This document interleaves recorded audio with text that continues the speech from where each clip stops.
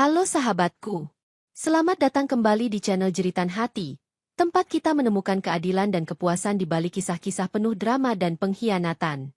Sebelum kita mulai menyaksikan babak pertama dari kisah yang dijamin membuat emosi kalian naik turun, seperti biasa, jangan lupa tunjukkan dukungan kalian. Klik like dan subscribe sekarang juga. Dan untuk yang sudah hadir, tolong absen di kolom komentar dengan format nama, asal kota, dan ketik hadir. Contoh, Bunga, Jakarta, hadir. Siap-siap, karena kali ini kita akan menyaksikan bagaimana arogansi dan kesombongan harga diri di tempat umum berbalik menjadi rasa malu yang tak terperikan. Mari kita lihat, siapa yang sebenarnya tak pantas berada di sana. Natasha menarik napas panjang, aroma kopi dingin yang tertinggal di cangkirnya sudah tidak lagi membangkitkan semangat, justru terasa getir. Sudah lewat pukul 2 dini hari. Cahaya dari layar laptop 16 inci itu satu-satunya penerangan yang tersisa di kamar utama. Di sampingnya, Reno, suaminya, terlelap pulas tanpa menyadari bahwa wanita di sebelahnya sedang berperang sendirian melawan waktu dan detail rumit yang melibatkan puluhan miliar rupiah. Ia bukan sedang asyik menonton drama Korea atau berbelanja daring. Jemarinya menari gesit di atas keyboard, mengatur ulang denah tata letak panggung dan pencahayaan, memperkirakan sudut pandang terbaik untuk press conference yang akan dihadiri oleh media-media besar keesokan harinya. Tanggung jawabnya sangat besar. Ia adalah kreatif director sekaligus pengelola inti dari pameran tunggal koleksi tas mewah paling eksklusif tahun ini, sebuah proyek rahasia yang ia bangun dari nol, jauh dari pandangan dan telinga keluarga suaminya. Bagi Bulina, ibu mertuanya, dan Septi, adik iparnya, Natasha hanyalah menantu yang beruntung menikah dengan Reno, seorang manajer menengah di sebuah perusahaan kontraktor. Dalam pandangan mereka, Natasha adalah ibu rumah tangga biasa dengan hobi aneh, yaitu sering berkutat dengan komputer hingga larut malam. Mereka menganggap aktivitas itu hanya sekadar pekerjaan sampingan, atau bahkan lebih buruk, dianggap sebagai tanda bahwa Natasha tidak memiliki kehidupan sosial yang menarik. Pameran besok adalah puncak dari kerja keras Natasha selama 9 bulan terakhir. Ia menamai pameran itu The Unattainable Luxury, kemewahan yang tak terjangkau. Sebuah nama yang ironis, mengingat bagaimana setiap hari ia harus berhadapan dengan Bulina dan Septi yang selalu mengukurnya dengan standar kemewahan yang dangkal. Natasha memutar lehernya, merasakan pegal yang menjalar hingga ke punggung. Ia menggeser tumpukan berkas dari meja. Di sana, terselip sebuah flash drive kecil berwarna perak, isinya adalah data lengkap tentang nilai keseluruhan koleksi yang akan dipamerkan. Angkanya begitu fantastis, jauh melampaui total kekayaan yang dimiliki seluruh keluarga besar Reno. Ia tersenyum tipis. Malam ini, ia mengenakan kaos oblong longgar dan celana pendek rumahan, rambutnya diikat asal-asalan. Tidak ada riasan, tidak ada perhiasan. Penampilannya adalah antitesis sempurna dari citra glamor yang harus ia tunjukkan 12 jam lagi. Penampilan ini adalah pertahanan, sebuah topeng kesederhanaan yang ia kenakan setiap kali berhadapan dengan keluarga Reno agar mereka merasa nyaman dalam superioritas palsu mereka. Pagi hari datang, membawa sinar matahari yang cerah, kontras dengan suasana hati Natasha yang masih dihantui oleh kekhawatiran logistik pameran. Di rumah yang sama, tetapi di kamar yang berbeda, suasana sedang dipenuhi hiruk-pikuk persiapan. Septi, adik ipar Natasha, sedang dalam mode panik memilih pakaian. Di kamarnya, karpet velvet sudah dipenuhi oleh tumpukan baju, sepatu hak tinggi, dan tas-tas tiruan berkualitas tinggi yang ia beli khusus untuk acara seperti ini. Septi bersandar di bingkai pintu cermin, memotret dirinya dalam berbagai sudut. Ia merasa harus tampil sempurna. Pameran tas branded adalah ajang baginya untuk menunjukkan status. Meski status itu hanyalah ilusi yang dibangun dari pinjaman dan cicilan. Septi tahu betul bahwa event seperti ini akan dihadiri banyak sosialita dan orang kaya sungguhan. Kesempatan ini tidak boleh disia-siakan. Setelah mengambil serangkaian swafoto, Septi memilih salah satu yang menurutnya paling menonjol dan mengirimkannya ke kontak favoritnya, Bulina. Pesan Septi. Lihat Bu, bagaimana penampilanku? Tas yang ini baru loh, cocok untuk pameran nanti. Natasha pasti hanya pakai baju rumahan lusuh. Seperti biasa. Haha. Beberapa detik kemudian, balasan dari Bulina masuk. Bulina sedang menyantap sarapan ringan sambil memegang ponsel. Ia duduk di kursi meja makan paling ujung, tempat biasanya ia mendominasi pembicaraan. Pesan Bulina, sempurna, nak, kau harus menunjukkan kelasmu. Jangan sampai kau dan ibu dianggap sama dengan menantu yang hanya tahu dapur dan laptop usang itu. Ibu bangga padamu. Reno bilang dia akan mengajak Natasha ke sana sebentar. Entah untuk apa. Mungkin hanya untuk melihat-lihat dari jauh. Jangan biarkan dia merusak aura kita. Bulina menyimpan ponselnya. Wajahnya menunjukkan ekspresi puas. Ia selalu merasa superior dibandingkan Natasha. Baginya, pernikahan Natasha dengan Reno adalah keberuntungan sepihak. Reno adalah anak laki-laki kesayangannya. Tampan, punya pekerjaan stabil.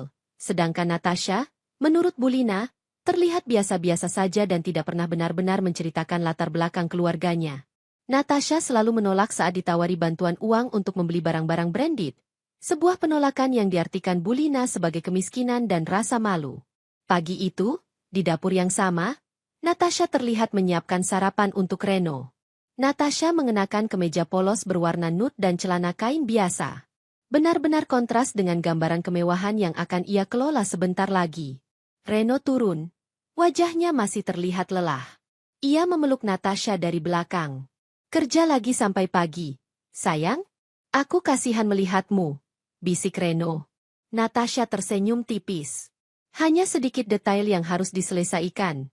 Mas, lagi pula, ini adalah kesempatan yang sangat besar untuk karirku.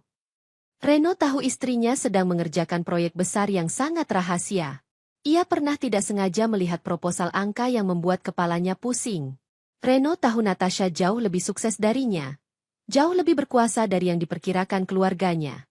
Namun, ia juga tahu alasan mengapa Natasha memilih merahasiakannya. Ia sudah lelah menghadapi drama dan keserakahan yang ditimbulkan oleh Bulina dan Septi setiap kali mereka mencium aroma uang. Natasha ingin memisahkan kehidupan profesionalnya dari drama keluarga yang melelahkan. Ibu dan Septi sudah merencanakan untuk datang ke pameran itu. Nat, kau harus hati-hati. Mereka pasti akan membuat ulah. Terutama Septi, dia ingin sekali membeli salah satu tas di sana untuk pamer, kata Reno sambil menarik kursi. Natasha menuangkan kopi hitam pekat untuk dirinya sendiri. Aku tahu, Mas. Aku sudah siap. Aku akan usahakan tidak bertemu mereka. Aku akan ada di belakang panggung. Reno menggeleng. Ibu yang memaksaku mengajakmu. Dia ingin kau melihat betapa berkelasnya Septi dan betapa biasanya dirimu. Aku minta maaf atas nama mereka. Natasha menghela napas. Tidak apa-apa, Mas. Biarkan saja. Mungkin ini saatnya mereka melihat Natasha yang biasa untuk terakhir kalinya. Sebelum mereka melihat Natasha yang sesungguhnya di tempat yang tidak mereka duga. Natasha lalu mengambil kunci mobilnya. Aku harus pergi sekarang. Ada pertemuan teknis terakhir dengan Pak Arya. Sampai jumpa di sana, Mas. Reno mencium kening Natasha. Ia tahu istrinya akan menghadapi hari yang berat. Tidak hanya secara profesional, tetapi juga secara emosional. Ia berharap hari ini adalah hari di mana sandiwara kesederhanaan ini berakhir. Di sisi lain kota, di depan gerbang utama lokasi pameran, Septi dan Bulina sudah berpose dengan semangat. Kau yakin pameran ini sebesar itu, Septi? Kenapa di sini banyak sekali wartawan? Tanya Bulina, matanya berbinar melihat keramaian. Tentu saja, Bu.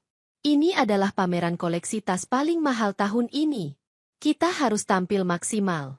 Semua orang penting ada di sini.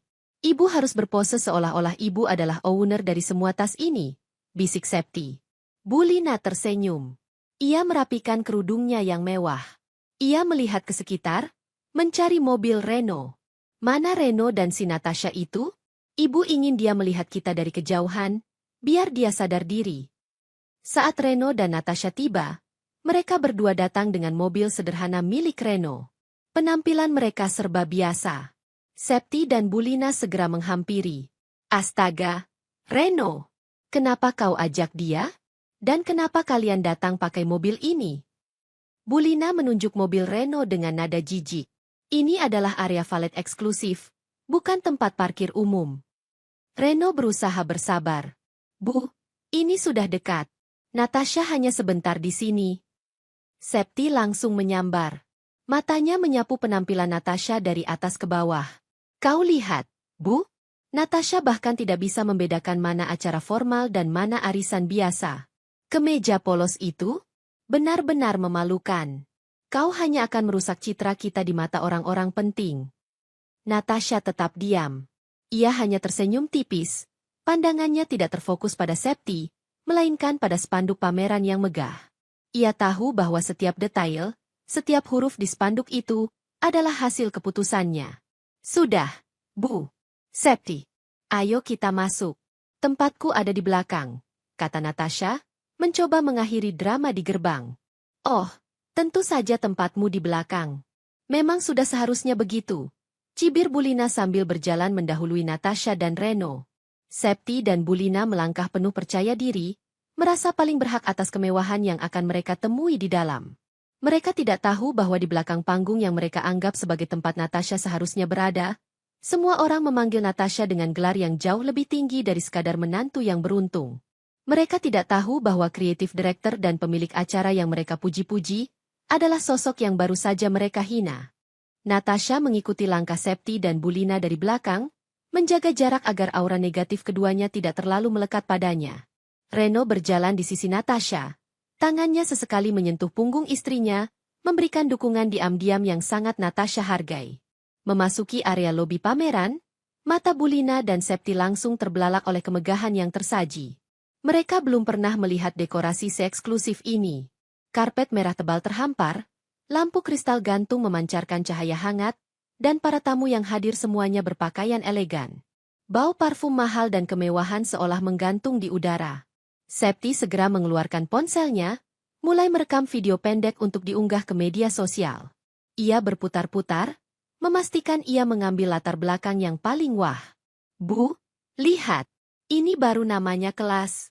Benar-benar sesuai dengan kita, bisik Septi.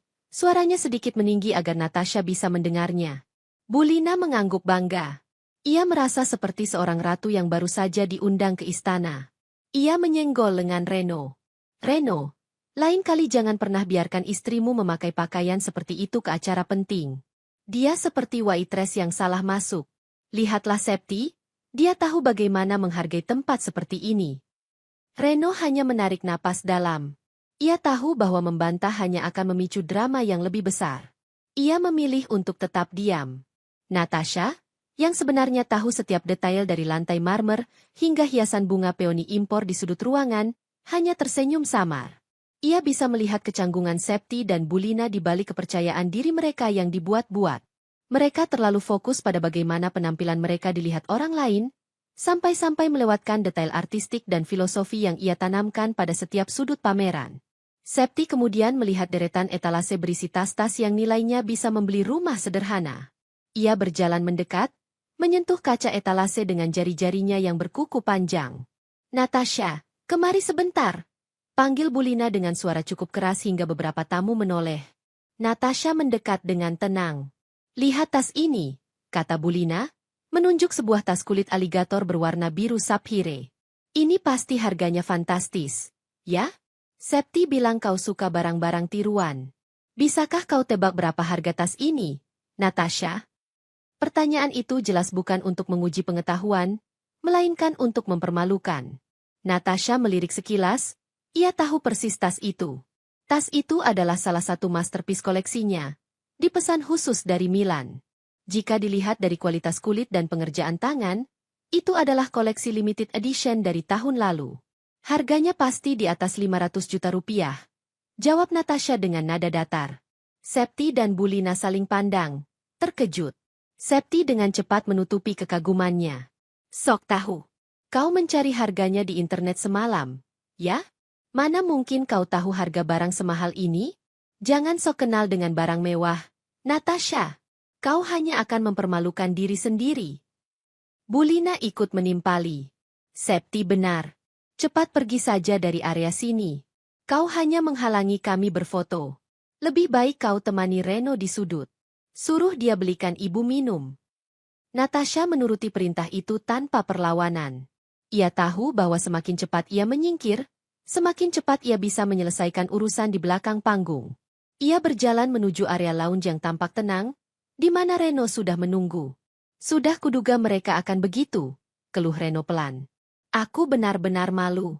Tapi, sebentar lagi pameran pembukaan akan dimulai. Kau harus segera ke belakang. Iya, Mas. Aku harus segera pergi. Acara press conference itu sangat penting, jawab Natasha. Ia menoleh ke belakang, melihat Bulina dan Septi yang sedang tertawa sambil berfoto di depan tas aligator itu. Aku akan kembali lagi setelah acara resminya selesai. Mas, jaga diri baik-baik di sini. Ingat, jangan biarkan mereka mengambil foto terlalu dekat dengan koleksi utama. Pesan Natasha sebelum ia berjalan menuju pintu tersembunyi yang ditutupi oleh tirai beludru tebal. Pintu itu adalah pintu menuju kantor manajemen. Bulina dan Septi tidak menyadari kepergian Natasha. Mereka terlalu sibuk menikmati perhatian. Septi bahkan berhasil menarik perhatian seorang kenalan lama yang bekerja di sebuah majalah gaya hidup. Lihat, Bu. Kenalanku itu, dia editor majalah. Bisik Septi penuh kemenangan. Aku akan tunjukkan padanya betapa kayanya kita. Dia pasti akan memuat fotoku. Septi mendekati sang editor dan berbasa-basi tentang betapa eksklusifnya pameran ini. Ia berulang kali menyebutkan bahwa koleksi tas ini harusnya menjadi milik orang-orang yang benar-benar tahu nilai seni, bukan sekadar orang yang beruntung menikah dengan orang kaya. Setiap sindiran yang ia lontarkan, ditujukan untuk sosok Natasha yang sudah tidak ada di sana. Kenapa menantumu tidak ikut bergabung? Tanya editor itu sopan. Bulina dengan cepat menyahut. Ah, dia? Dia tidak nyaman di tempat seperti ini. Dia lebih suka di rumah, dengan dunianya yang sederhana. Kami selalu mencoba mendidiknya agar tahu kelas. Tapi ya begitulah. Ada orang yang memang ditakdirkan untuk berada di belakang layar. Nah, Bulina sengaja menggunakan kata, belakang layar, dengan nada yang merendahkan. Septi dan Bulina kemudian berjalan semakin jauh ke tengah area pameran, menuju koleksi masterpiece yang diletakkan di atas sebuah panggung kecil. Ini adalah area paling eksklusif, tempat tas yang paling langka dan paling mahal dipajang, dengan pengawasan ekstra ketat. Hanya dalam 30 menit lagi, koleksi ini akan menjadi fokus utama dari acara penutupan pameran. Di mata mereka, Natasha telah pergi, kembali ke dunia, belakang layarnya, yang membosankan dan tak bernilai. Kemenangan terasa mutlak. Mereka bebas beraksi tanpa ada bayang-bayang menantu yang dianggap memalukan itu. Sementara itu, di ruangan manajemen, Natasha sedang berbicara serius dengan Pak Arya, manajer pameran yang bertanggung jawab atas keamanan dan logistik. Nyonya Direktur, semua sudah sesuai dengan checklist akhir.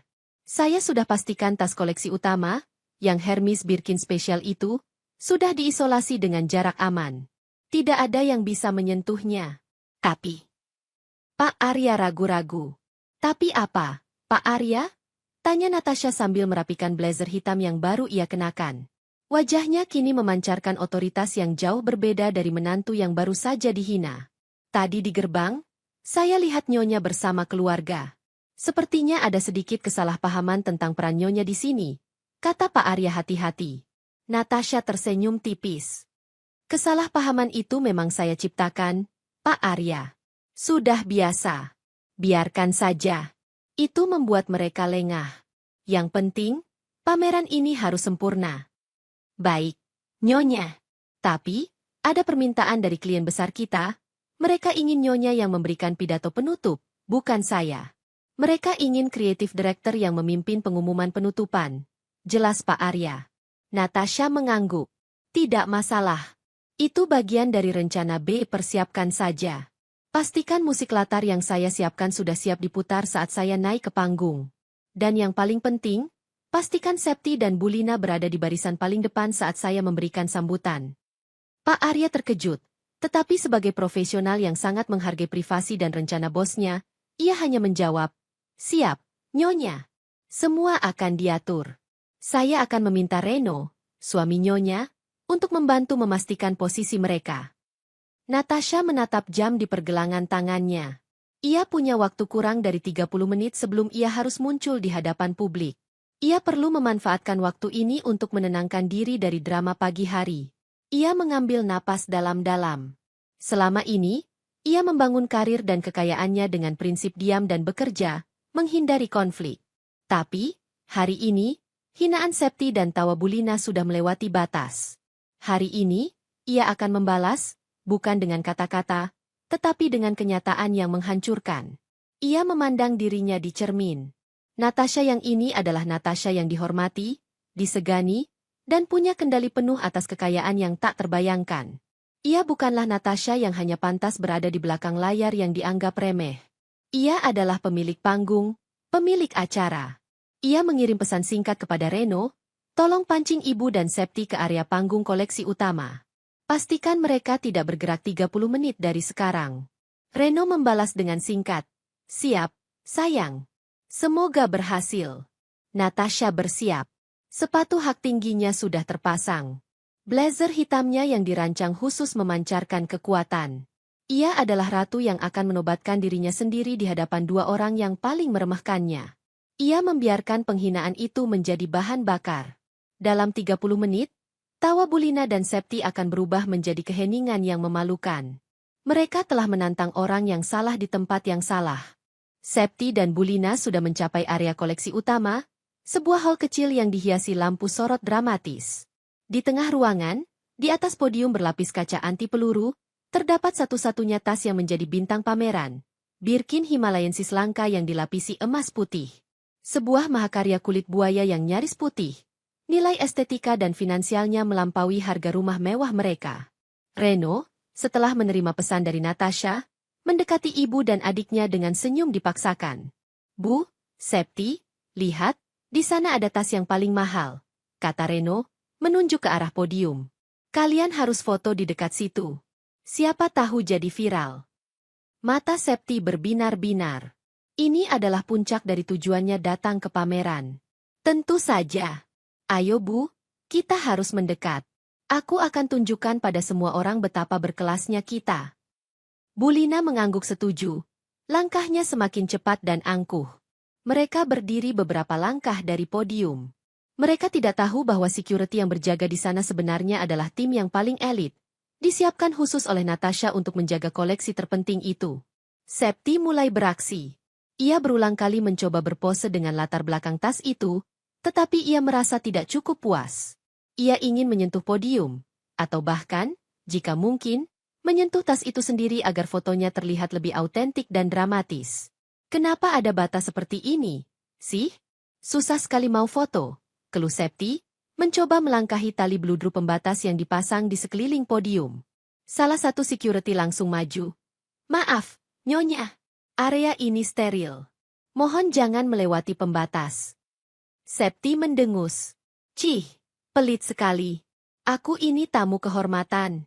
Lagi pula, aku hanya ingin berfoto. Aku bisa saja membeli tas yang seperti ini, tahu? Bulina merangkul Septi, berusaha menenangkan putrinya yang mulai emosi. Sudah, Nak. Jangan ribut dengan penjaga itu. Kita cari sudut yang lebih bagus. Namun, rasa penasaran Septi tidak bisa dibendung. Ia melihat ke sekeliling, memastikan security itu lengah. Matanya tertuju pada tas Birkin langka di podium. Tangannya, yang dilapisi gelang-gelang tiruan emas, perlahan terulur ke depan. Ia melewati batas yang dibuat. Aku cuma sentuh kacanya sedikit. Tidak masalah, bisiknya pada dirinya sendiri, seraya berusaha menyentuh permukaan kaca anti peluru. Tepat pada saat itu, Natasha, yang sebenarnya sedang memantau dari kamera tersembunyi di ruangan manajemen, melihat tindakan nekat Septi. Ia segera memberikan instruksi cepat kepada Pak Arya untuk memutar rekaman suara peringatan otomatis, tetapi sudah terlambat.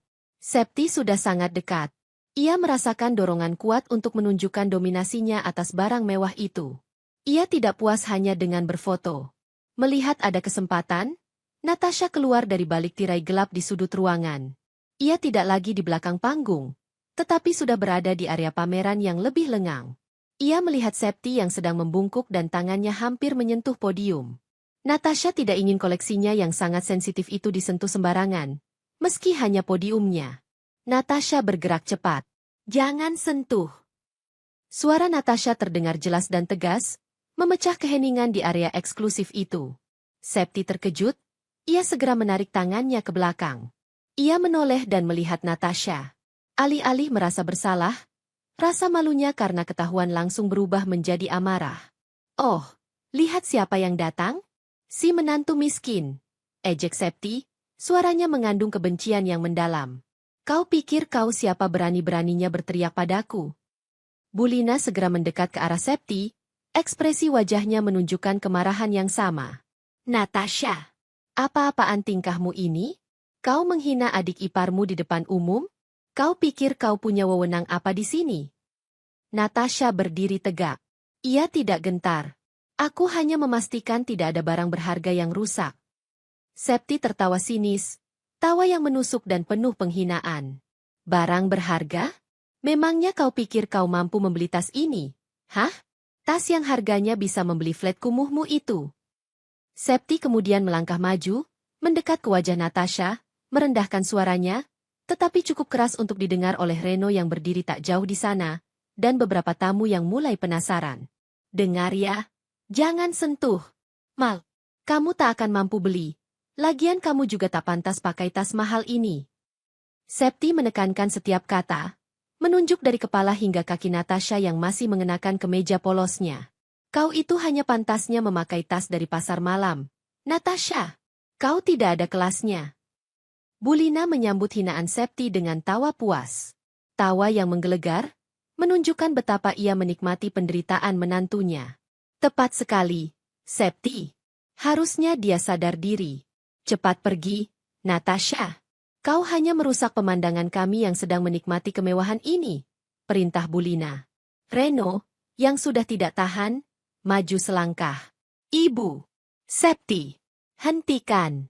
Kalian sudah keterlaluan. Bulina menoleh ke putranya dengan tatapan tajam. Reno, jangan membela istrimu yang tidak tahu diri ini. Dia harus tahu posisinya. Natasha meletakkan tangannya di lengan Reno, menghentikannya. Ia memandang Bulina dan Septi dengan tatapan tenang yang membingungkan. Tatapan itu bukan tatapan sedih atau terhina, melainkan tatapan yang penuh perhitungan. Baiklah, Septi. Bulina.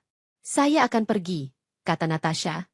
Suaranya terdengar sangat tenang, yang justru membuat Septi semakin kesal karena tidak mendapatkan reaksi yang diinginkan. Tapi, mari kita lihat, siapa di antara kita yang benar-benar tidak pantas berada di tempat ini. Natasha berbalik dan berjalan pergi, menuju pintu darurat di ujung hall. Septi dan Bulina tertawa lagi, merasa menang besar. Dasar wanita pecundang. Bilang saja dia malu, ejek Septi, sambil merapikan riasannya. Sudah, Septi. Dia sudah pergi. Sekarang kita bebas. Ayo, kita lanjutkan foto-foto kita. Setelah ini, Ibu mau minta tolong Reno untuk memesankan kita tiket pesawat ke Bali. Kita harus merayakan kemenangan ini, ujar Bulina. Mereka berdua lalu sibuk berpose kembali di dekat podium tas mahal itu, sama sekali tidak menyadari bahwa waktu kemenangan mereka hanya tersisa kurang dari 30 menit. Mereka terlalu fokus pada tas itu, hingga tidak melihat pergerakan di sekitar mereka. Sementara itu, Natasha tidak benar-benar meninggalkan pameran. Ia hanya berjalan melalui pintu yang tertulis, khusus karyawan, dan langsung menuju backstage panggung utama yang sudah dipersiapkan. Di sana, ia disambut oleh Pak Arya. Nyonya Direktur, saya baru saja menyaksikan melalui monitor. Mereka sudah melewati batas, kata Pak Arya. Raut wajahnya menunjukkan rasa simpati dan amarah. Natasha membuka blazer yang ia bawa. Di baliknya, ia mengenakan gaun koktail berwarna champagne yang sangat elegan. Ia mengganti sepatunya dengan heels tinggi. Dalam sekejap, citranya berubah total dari menantu yang diremehkan menjadi wanita karir yang memesona dan berkuasa. Tidak masalah, Pak Arya. Drama mereka adalah setup terbaik untuk babak penutup kita, jawab Natasha sambil mengikat rambutnya ke belakang dengan gaya yang rapi. Waktu kita hanya 20 menit lagi sebelum saya harus naik ke panggung. Pastikan Septi dan Bulina benar-benar berada di barisan depan. Reno sudah mengatur posisi mereka. Nyonya, dia memberitahu mereka bahwa sebentar lagi akan ada pengumuman door prize untuk para tamu yang foto di dekat podium itu. Mereka pasti tidak akan beranjak, lapor Pak Arya. Natasha tersenyum. Senyum yang kali ini bukan senyum pasrah, melainkan senyum penuh strategi. Bagus. Biarkan mereka terus merasa di atas angin. Karena semakin tinggi mereka terbang, semakin sakit saat mereka jatuh. Siapkan tim media. Pastikan kamera menyorot wajah Septi dan Bulina saat saya memperkenalkan diri. Pak Arya mengangguk. Semua siap. Mikrofon, naskah pidato, dan yang terpenting, tas Tas koleksi utama itu sudah diamankan dan siap dipindahkan ke panggung utama. Natasha memandang ke cermin sekali lagi. Ia bukan lagi Natasha yang diremehkan di dapur atau di ruang tamu keluarga Reno. Ia adalah Natasha, sang direktur utama. Ia adalah pemilik koleksi yang mereka dambakan. Ia adalah orang yang berhak menentukan siapa yang pantas dan siapa yang tidak. Dalam 15 menit, kebenaran akan tersaji. Dan di tempat kemewahan itu, Septi dan Bulina akan belajar bahwa kehinaan yang mereka lemparkan kepada orang lain akan kembali menghantam wajah mereka sendiri dengan kekuatan yang berlipat ganda. Natasha melangkah keluar dari ruangan staf, menyisakan Pak Arya yang sibuk memberikan instruksi terakhir melalui headset. Ia tidak langsung menuju panggung utama. Waktunya masih 10 menit sebelum acara press conference dimulai, dan ia perlu memastikan Reno telah memposisikan Bulina dan Septi dengan tepat. Ia berjalan santai melalui lorong belakang pameran, menuju area lounge tempat ia meninggalkan Reno. Penampilan barunya yang elegan, gaun champagne yang membalut tubuhnya dengan anggun, dan perhiasan minimalis yang mahal, membuatnya tampak seperti tamu VVIP dari luar negeri, bukan menantu yang baru saja dihina. Natasha menemukan Reno berdiri di dekat tiang, berpura-pura melihat katalog pameran. Wajahnya tegang. "Bagaimana, Mas? Apakah Ibu dan Septi sudah di posisi?" bisik Natasha saat mendekat. Reno memalingkan pandangan, matanya dipenuhi kekaguman saat melihat perubahan penampilan istrinya. Sempurna. Mereka sekarang berdiri tepat di depan stage yang baru dipasang untuk pengumuman. "Aku bilang pada Ibu dan Septi bahwa tas Birkin yang mereka sentuh tadi akan diundi untuk tamu yang beruntung yang fotonya paling banyak disukai. Tentu saja mereka langsung menancapkan diri di sana, berharap menang." Natasha tersenyum. Kali ini senyumnya adalah perpaduan antara kepuasan dan sedikit rasa kasihan. Keputusan Septi dan Bulina untuk mengagungkan materi akhirnya menjadi jerat bagi mereka sendiri. "Bagus. Mas, kau harus tetap di sini. Jangan dekati mereka dulu. Biarkan mereka menikmati kemenangan palsu mereka sebentar lagi," pinta Natasha. Reno memegang tangan Natasha. "Aku benar-benar tak tega, Nat. Tapi mereka memang harus diberi pelajaran. Ini bukan hanya tentang tas, ini tentang bagaimana mereka merendahkanmu selama bertahun-tahun." "Aku tahu, Mas. Tapi ini harus dilakukan. Kita tidak bisa hidup selamanya dalam sandiwara ini. Setelah ini selesai, semuanya akan jelas," kata Natasha, menguatkan hati suaminya. Ia tahu bahwa Reno juga lelah berada di antara istrinya yang luar biasa dan keluarganya yang serakah. Natasha kemudian memposisikan dirinya di sebuah sudut strategis, dekat pintu masuk utama, di mana ia bisa melihat Bulina dan Septi tanpa terlihat oleh mereka. Ia ingin mengamati reaksi terakhir mereka sebelum bom waktu itu meledak. Di panggung utama, Bulina dan Septi sedang dalam keadaan euforia. "Septi, yakin kau bilang tas itu diundi?" tanya Bulina, matanya tak lepas dari podium. "Yakin, Bu. Tadi Reno bilang begitu. Dia bilang itu kejutan dari owner pameran. Bayangkan, Bu. Kalau kita dapat tas itu, kita bisa jual lalu beli mobil baru, atau kita pakai saat arisan di klaster sebelah. Kita akan jadi bintang," jawab Septi penuh semangat, tangannya sibuk memeluk tas tiruan mahalnya, seolah-olah itu jimat keberuntungan. Mereka berdua mulai menyusun rencana tentang apa yang akan mereka lakukan jika mereka memenangkan tas senilai miliaran rupiah itu. Mereka sudah membayangkan kehidupan mewah yang akan mereka dapatkan. "Kalau kita dapat, kita jangan kasih tahu Natasha ya, Bu. Biar dia semakin nyungsep di dapurnya," bisik Septi dengan nada jahat. Bulina terkekeh. "Tentu saja, Nak. Dia tidak pantas tahu. Dia kan tidak punya kelas. Untuk apa dia punya tas semahal itu? Hanya akan merusak barang." Mereka berdua larut dalam fantasi kekayaan yang tiba-tiba. Mereka tidak menyadari, di sekitar mereka, keramaian mulai bertambah. Tamu-tamu penting, wartawan, dan fotografer sudah mulai berkumpul di depan panggung. Semua mata tertuju ke panggung yang masih kosong. Waktu menunjukkan pukul 14, tepat waktu yang ditetapkan untuk acara puncak. Natasha mengambil napas dalam-dalam. Di dalam lubuk hatinya, ada rasa gugup, tetapi lebih besar rasa lelahnya terhadap drama keluarga ini. Ia harus mengakhirinya hari ini. Tiba-tiba, lampu di seluruh hall meredup secara dramatis. Hanya lampu sorot di panggung yang menyala. Musik instrumental yang megah mulai mengalun, mengundang keheningan dari semua pengunjung. Bulina dan Septi saling menyenggol. Sudah dimulai, Bu. Lihat, ini pasti pengumuman door prize-nya, bisik Septi, wajahnya tegang antara harap dan cemas. Mereka berdua berdiri kaku di barisan paling depan, siap menerima kejutan yang mereka yakini akan menjadi rezeki nomplok bagi mereka. Seorang pria, Pak Arya, manajer pameran yang berwibawa, naik ke panggung. Selamat siang hadirin sekalian, sapa Pak Arya, suaranya terdengar sangat formal. Terima kasih atas kehadiran Anda dalam pameran, The Unattainable Luxury. Sebelum kita menutup acara ini dan melanjutkan ke sesi lelang terbatas, izinkan saya memperkenalkan sosok yang berada di balik kemegahan koleksi yang Anda saksikan hari ini. Septi mencengkeram lengan Bulina. Bukan door prize, Bu. Ini ownernya. Semoga ownernya orang kaya yang kesepian, lalu diajak selfie kita dikasih uang. Bisik Septi, matanya liar mencari sosok kaya raya yang akan muncul. Bulina ikut menoleh ke belakang, berharap melihat seseorang yang sangat tua dan berwibawa. Mereka tidak mungkin menduga bahwa sosok yang akan muncul adalah Natasha. Pak Arya melanjutkan, sosok ini adalah seorang visioner, seorang kolektor sejati, dan yang terpenting, ia adalah direktur utama dari perusahaan Creative Event Organizer yang menyelenggarakan pameran ini, serta bertanggung jawab penuh atas seluruh koleksi yang dipajang. Kita sambut dengan tepuk tangan meriah, Nyonya Direktur Utama Regional, Natasha. Lampu sorot utama bergeser, mengikuti sosok yang berjalan anggun dari belakang panggung. Musik semakin megah. Semua mata tamu teralihkan ke sosok itu. Bulina dan Septi masih bingung. Nama Natasha?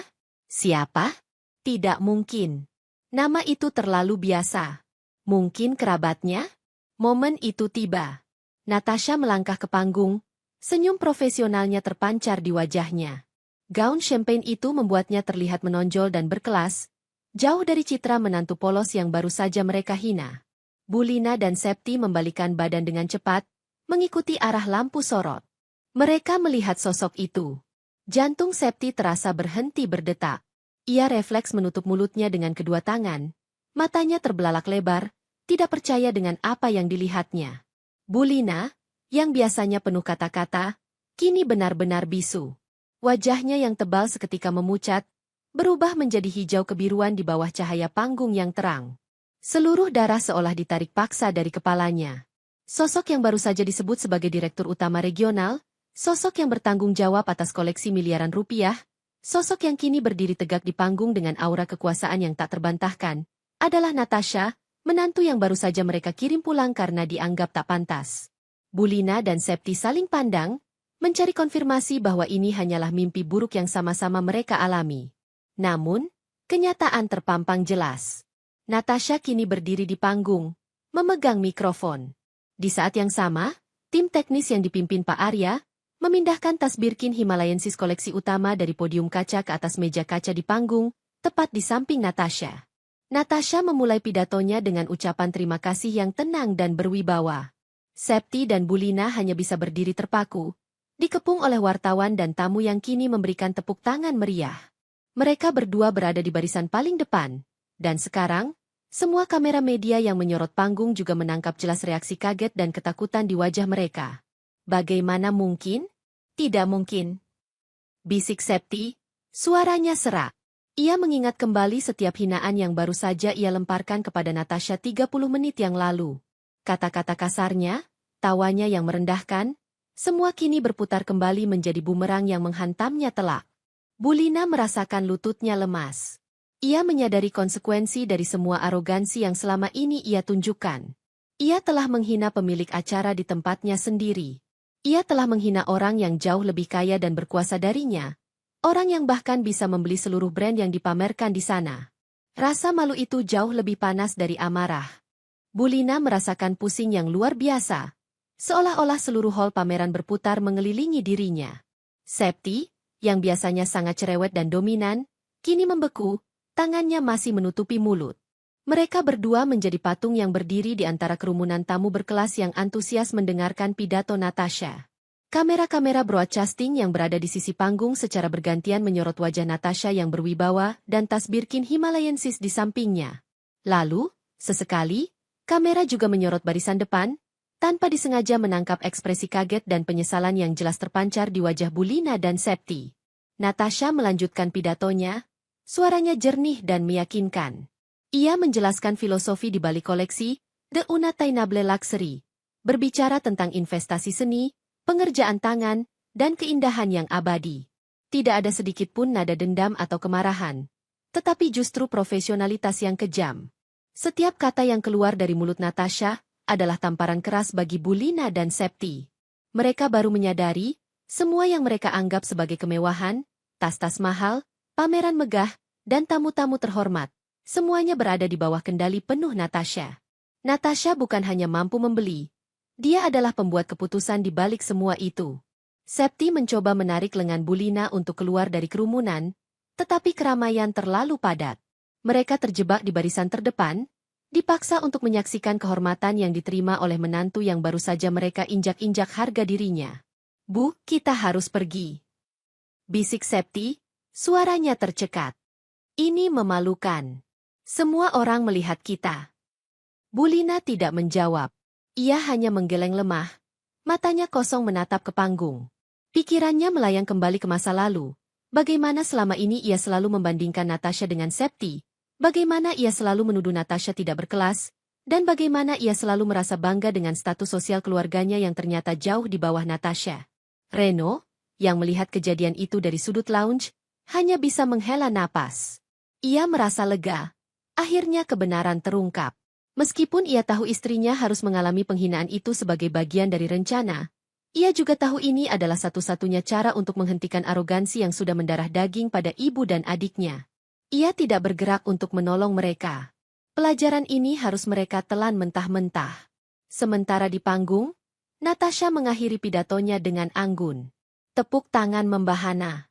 Wartawan bergegas maju, berebut mengambil foto dan mengajukan pertanyaan. Natasha melambaikan tangan dengan sopan, ia menyerahkan acara selanjutnya kepada Pak Arya. Ia kemudian berjalan, tidak menuju pintu keluar umum, melainkan ke arah lorong di samping panggung, tempat pintu berlambang logo perusahaan event organizer miliknya berada. Bulina dan Septi akhirnya menemukan celah untuk keluar dari kerumunan. Mereka berdua bergegas menuju lorong di mana Natasha baru saja menghilang. Mereka harus berbicara, mereka harus meminta penjelasan, atau setidaknya memohon agar Natasha tidak mempermalukan mereka lebih jauh. "Natasha, tunggu!" teriak Bulina, suaranya terdengar panik dan tidak berdaya. Mereka mencapai pintu itu. Septi tanpa pikir panjang membuka pintu itu dengan kasar. Di dalam ruangan itu, yang merupakan kantor sementara Natasha, suasana sangat tenang. Natasha sedang duduk di sofa mewah, memegang gelas berisi air mineral. Pak Arya dan dua asistennya berdiri di dekatnya. Semua menatap Septi dan Bulina yang menerobos masuk dengan ekspresi terkejut dan marah. "Bulina? Septi? Maaf, area ini eksklusif. Kalian tidak boleh masuk," kata Pak Arya, berusaha menghalangi. Septi mendorong Pak Arya dengan sikutnya. Fokusnya hanya pada Natasha. "Natasha, apa-apaan ini? Kau sedang mengerjai kami, ya?" teriak Septi, tidak lagi mempedulikan sopan santun. Bulina mendekat dengan langkah gemetar. "Natasha, jelaskan pada ibu. Apa maksud semua ini? Kenapa namamu disebut sebagai owner pameran? Ini pasti salah. Kau berbohong, kan?" Natasha meletakkan gelasnya di meja. Ia menatap Bulina dan Septi dengan tatapan yang tenang, tetapi matanya memancarkan ketegasan yang dingin. "Tidak ada kebohongan, Bulina. Dan tidak ada prank," jawab Natasha, suaranya rendah dan terkontrol. "Saya adalah Natasha, Direktur Utama Regional, dan Creative Director dari pameran ini. Semua koleksi tas yang Anda lihat, termasuk yang Anda inginkan, adalah aset pribadi yang saya kelola." Septi tertawa sinis, tawa yang terdengar sangat dipaksakan. "Hah, omong kosong. Kau pikir kami bodoh? Kau cuma menantu miskin. Pasti kau hanya disuruh membaca naskah, kan? Kau dibayar untuk sandiwara ini." Natasha menghela napas lelah. Ia tidak perlu lagi meyakinkan mereka dengan kata-kata. Ia hanya perlu menunjukkan bukti yang tak terbantahkan. "Pak Arya," panggil Natasha. "Ya, Nyonya Direktur," jawab Pak Arya sigap. "Tunjukkan pada Bulina dan Septi, Siapa yang menandatangani kontrak dan seluruh izin pameran ini? Dan berikan salinan surat kepemilikan aset koleksi utama, perintah Natasha. Pak Arya segera membuka sebuah map di mejanya dan memperlihatkan dokumen-dokumen itu. Di setiap halaman, di setiap kontrak miliaran rupiah, tertera tanda tangan formal dengan nama lengkap, Natasha Wijaya Kusuma, Direktur Utama. Mata Septi menyapu cepat dokumen itu.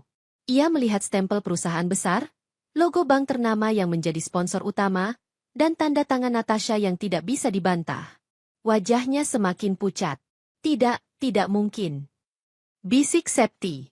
Bulina meraih salinan dokumen itu. Tangannya gemetar hebat. Ia mengenali tanda tangan itu. Itu adalah tanda tangan yang sering ia lihat di cek-cek kecil yang diberikan Natasha kepada Reno untuk keperluan rumah tangga. Tanda tangan yang selalu ia anggap remeh. Jadi, selama ini semua yang kau lakukan di depan laptop adalah ini? Tanya Bulina. Suaranya hampir tidak terdengar. Iya, Bu. Semua yang kalian anggap pekerjaan remeh dan hobi aneh adalah pekerjaan yang menghasilkan kekayaan, kekuasaan, dan kendali atas event sebesar ini, jawab Natasha. Saya melakukan ini agar kalian nyaman dengan asumsi kalian, dan saya bisa bekerja dengan tenang tanpa ada yang meminta-minta atau ikut campur. Natasha berdiri. Ia melangkah mendekati Septi yang kini mundur selangkah. 30 menit yang lalu, Septi, kau mengatakan saya tidak pantas berada di antara tas-tas mahal itu, dan saya tidak akan mampu membelinya. Kata Natasha, nadanya sangat tenang, tetapi menohok. Jawab saya sekarang. Siapa yang tidak pantas? Orang yang hanya mampu menyentuh podium atau orang yang memiliki podium, koleksinya, dan bahkan seluruh hall ini? Septi tidak bisa menjawab. Air mata mulai menggenang di matanya. Bukan air mata penyesalan, melainkan air mata karena harga dirinya hancur berkeping-keping di tempat yang paling ia banggakan. Bulina menjatuhkan dokumen-dokumen itu ke lantai. Ia kini menyadari betapa bodoh dan dangkalnya dirinya selama ini. Ia telah kehilangan kesempatan untuk memiliki menantu yang luar biasa, hanya karena ia dibutakan oleh kesombongan dan pandangan mata yang picik. Ia telah memaksakan Reno untuk menikahi wanita dari latar belakang kaya, padahal kekayaan sejati ada di sampingnya, di dalam diri Natasha. Tiba-tiba, Reno masuk ke ruangan itu. Ia menghampiri Natasha dan menggenggam tangannya. Ibu, Septi, kata Reno, tatapannya tegas dan penuh kekecewaan. Kalian sudah melihat semuanya. Natasha bukan hanya menantu biasa. Dia adalah wanita yang sangat berkuasa. Dan hari ini, karena hinaan kalian, Natasha sudah membuat sebuah keputusan. Reno menatap Natasha. Natasha mengangguk. Keputusan apa? Tanya Bulina dengan suara parau. Ketakutan mulai menggantikan rasa malu. Ia tahu, jika Natasha yang berkuasa marah, dampaknya bisa menghancurkan seluruh kehidupan mereka. Ketegangan di ruang kantor sementara itu terasa mencekik. Setelah Natasha mengungkap identitas aslinya, Septi dan Bulina benar-benar kehilangan kata-kata. Namun, Bulina adalah wanita yang sulit menerima kekalahan. Dalam kondisi terdesak, naluri pertahanannya muncul, meskipun itu berarti kembali pada arogansi palsunya. Bulina mengatur napasnya, mencoba membangun kembali dinding kesombongan yang baru saja diruntuhkan. Ia memaksa dirinya untuk tersenyum. Senyum yang terlihat lebih seperti seringai menahan rasa malu yang luar biasa. Keputusan apa? Reno? Kenapa kau ikut-ikutan istrimu yang suka main rahasia ini? Tanya Bulina, mencoba mengalihkan fokus dari Natasha ke putranya. Reno memegang erat tangan Natasha, memberikan isyarat bahwa ia sepenuhnya berada di pihak istrinya. Ini bukan rahasia, Bu. Ini adalah batasan yang kami buat karena kami lelah dengan penghinaan dan tuntutan ibu dan Septi. Natasha mengangguk, mendukung pernyataan suaminya. Keputusannya sederhana, Bulina. Mulai hari ini, saya tidak akan lagi terlibat dengan urusan finansial keluarga Anda di luar Reno. Semua fasilitas, koneksi, dan bantuan yang selama ini kalian dapatkan, bahkan secara tidak langsung dari bisnis saya, akan saya tarik kembali. Saya tidak akan membiarkan kekayaan yang saya peroleh dengan jujur, dinikmati oleh orang yang menganggap saya tidak pantas. Septi langsung panik. Apa? Maksudmu? Kartu diskon membership di klub malam yang kau berikan pada Reno itu dicabut? Dan koneksi ayahmu di perusahaan ekspor itu ditarik? Bulina, meskipun syok, berusaha keras untuk tetap tenang. Halah, Natasha. Kau pikir kami tidak mampu tanpa bantuanmu? Itu hanya fasilitas kecil. Kami bisa mencari koneksi lain. Jangan besar kepala karena kau punya pameran tas murahan ini. Lagi pula, kau kan sudah menikah dengan Reno. Itu berarti kekayaanmu juga milik kami. Natasha tertawa. Tawa yang kali ini benar-benar tulus dan meremehkan. Tas murahan? Birkin Himalayensis itu nilainya bisa membeli 3 rumah yang kalian tempati sekarang. Bu Lina. Dan soal harta? Jangan khawatir. Saya tidak akan menceraikan Reno. Tapi, saya akan pastikan bahwa Anda berdua tidak akan mendapatkan sepeser pun dari aset saya, bahkan setelah saya menikah dengan putra Anda. Bu Lina merasa terhina dengan tawa Natasha. Ia sadar ia sudah kalah telak dalam hal kekayaan, tetapi ia tidak ingin kalah dalam hal mental. Baik. Jika itu maumu, Natasha, pergilah dengan kekayaanmu. Kami tidak butuh itu. Kami masih punya Reno. Kau tidak bisa mencabut hak kami sebagai ibu dan adik ipar. Seru Bu Lina, lalu ia menarik lengan Septi. Ayo, Septi. Kita pergi. Jangan buang waktu kita untuk berdebat dengan orang yang baru kaya mendadak ini. Septi, meskipun gemetar, mencoba mengikuti mood ibunya. Iya. Ayo kita pergi, Bu. Tempat ini sudah tidak elit lagi karena ada kau di sini. Kita pulang. Aku akan hapus foto pameran ini. Aku akan pergi ke mall yang lebih eksklusif. Aku akan post foto dengan barang-barang yang dibelikan oleh pacarku. Kau lihat saja nanti. Mereka berdua berbalik dengan gaya yang dipaksakan, berusaha menunjukkan bahwa mereka sama sekali tidak terpengaruh oleh kebenaran yang baru saja diungkapkan Natasha. Mereka berjalan tergesa-gesa keluar dari ruangan itu, kembali ke keramaian pameran. Reno memijat pelipisnya. Mereka tidak akan pernah berubah. Nat? Aku tahu, Mas. Tapi ini baru permulaan. Mereka belum benar-benar merasa di atas angin. Jawab Natasha, matanya menyiratkan rencana yang lebih besar. Di luar, Septi dan Bu Lina berjalan cepat menuju pintu keluar. Rasa malu karena konfrontasi tadi bercampur dengan rasa lega, karena mereka berhasil lolos tanpa harus berlutut. Sialan. Kenapa dia harus jadi owner pameran itu, sih? Semua rencanaku hancur, gerutu Septi sepanjang jalan. Sudah, nah, tenang. Kita harus menunjukkan bahwa kita baik-baik saja, kata Bu Lina, sambil memaksakan senyum palsu ke setiap tamu yang berpapasan. Dia pikir dia bisa mengancam kita dengan mencabut fasilitas? Hah, itu hanya fasilitas remeh. Kita masih punya Reno. Kita masih punya nama baik keluarga kita. Mereka sampai di luar gedung. Septi segera membuka ponselnya, membuka aplikasi media sosial. Ia buru-buru menghapus semua foto dan video yang ia ambil di pameran tadi. Aku akan post foto di tempat lain, Bu. Aku akan pamer bahwa kita sedang belanja di butik yang jauh lebih mahal dari pameran menantu bodoh itu. Biar dia tahu, kita tidak terpengaruh, kata Septi, penuh dendam. Bu Lina mendapatkan ide yang lebih jahat. Bagus, Nak. Tapi kita harus membuat Natasha terlihat buruk di mata Reno. Kita harus membuatnya merasa bersalah karena sudah mengancam kita.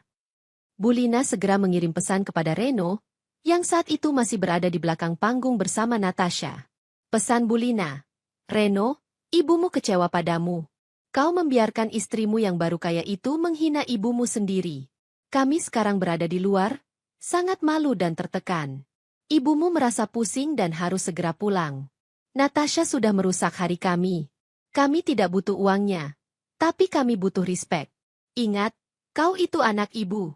Ibumu sakit sekarang karena ulah istrimu. Setelah mengirim pesan itu, Bu Lina tersenyum puas. Ia tahu Reno sangat sensitif terhadap kesehatan ibunya. Ia yakin Reno akan merasa bersalah dan akan memarahi Natasha. Strategi ini selalu berhasil. Septi, sementara itu, sudah memanggil taksi daring. Bu, kita harus cepat pergi. Aku mau ke mall di sana. Aku akan beli sesuatu.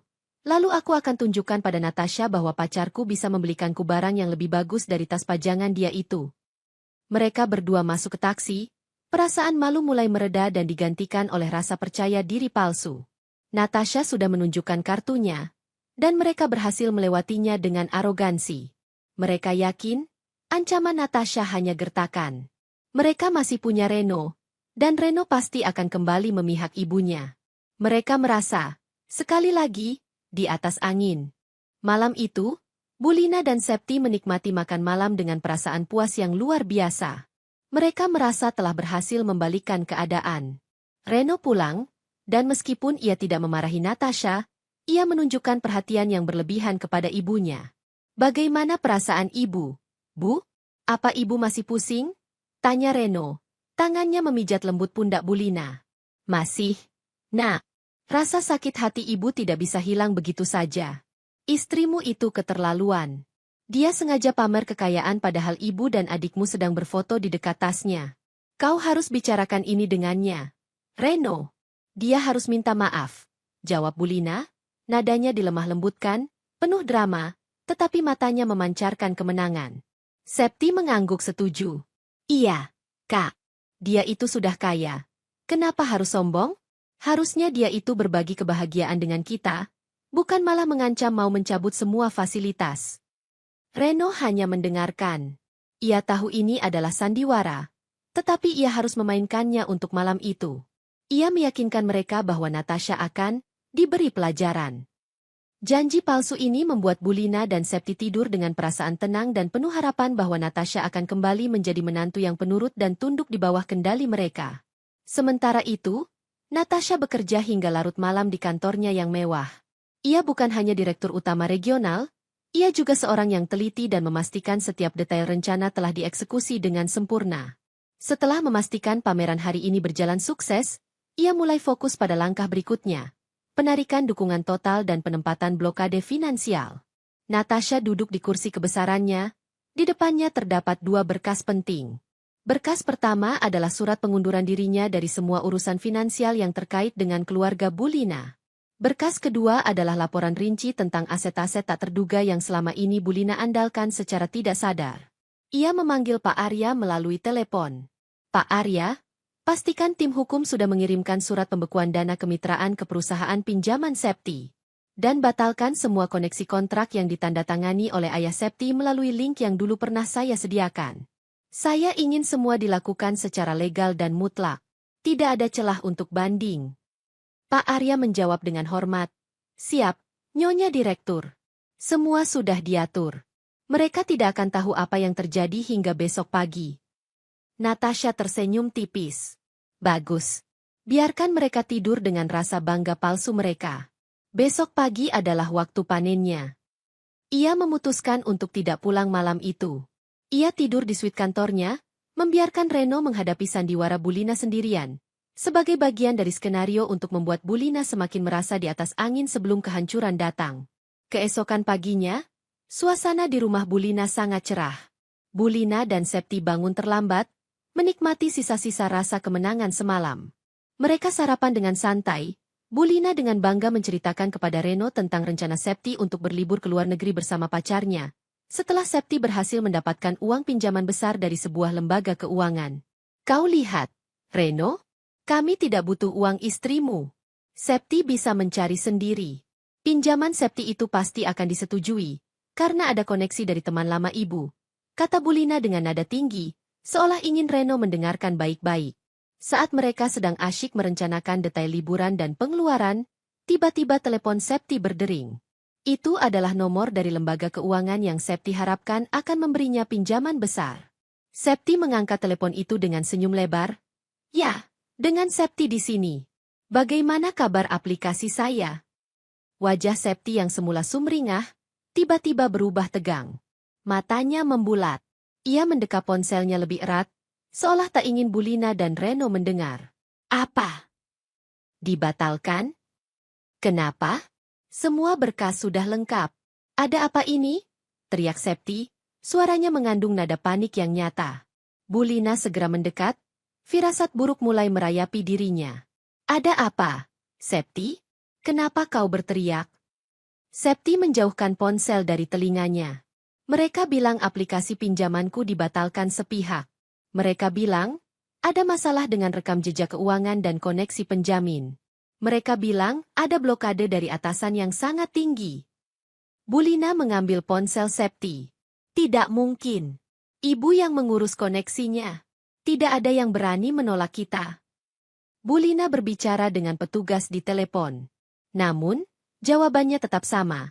Pembatalan sudah final, datang dari otoritas yang tidak bisa diganggu-gugat.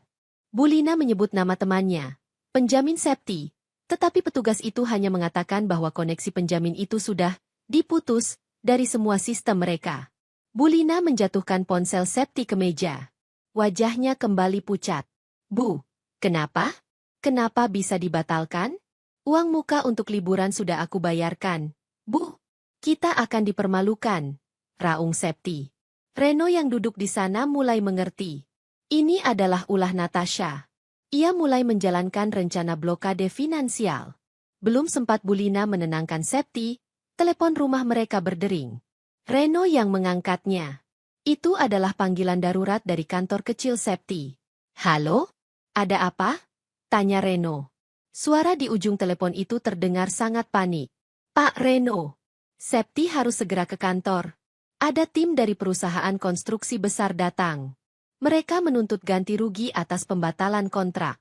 Mereka bilang, ayah Septi melanggar perjanjian lama. Mereka bilang kami harus membayar denda besar atau kantor ini akan disita. Reno menatap ibu dan adiknya dengan dingin. Ia tahu betul. Dulu ayah Septi pernah berjanji akan memberikan link kerjasama dengan perusahaan konstruksi besar. Link itu didapatkan dari Natasha, yang saat itu masih berbaik hati menyediakannya. Dan sekarang, Natasha menariknya, membuka semua celah hukum yang pernah ditutupnya. Bulina, Septi, kalian harus ke sana sekarang, kata Reno dengan suara tenang, meletakkan telepon. Sepertinya, link yang kalian anggap remeh itu adalah satu-satunya pelindung kalian dari tuntutan hukum. Septi dan Bulina saling pandang dengan rasa takut yang tak terlukiskan. Mereka ingat ancaman Natasha semalam. Semua fasilitas, koneksi, dan bantuan yang selama ini kalian dapatkan, bahkan secara tidak langsung dari bisnis saya, akan saya tarik kembali. Mereka berdua bergegas menuju kantor. Beberapa jam kemudian, Bulina dan Septi menelepon Reno. Suara mereka dipenuhi kepanikan dan air mata. Kantor Septi benar-benar didatangi oleh tim hukum. Semua tuntutan hukum dibuka kembali, dan denda yang harus dibayar sangat besar, jauh melampaui kemampuan mereka. Reno, kau harus bantu kami. Telepon istrimu. Hanya dia yang bisa membatalkan semua ini. Dia yang punya koneksi. Pinta Bulina di telepon, isaknya terdengar jelas. Dia sengaja melakukannya. Kak? Dia membalas dendam karena kita menghinanya. Kita harus minta maaf padanya, teriak Septi. Reno mematikan telepon. Ia mengirim pesan singkat kepada Natasha. Mereka sudah panik. Mereka memintaku menghubungimu. Natasha membalas singkat, jangan menghubungiku. Biarkan mereka yang hubungi.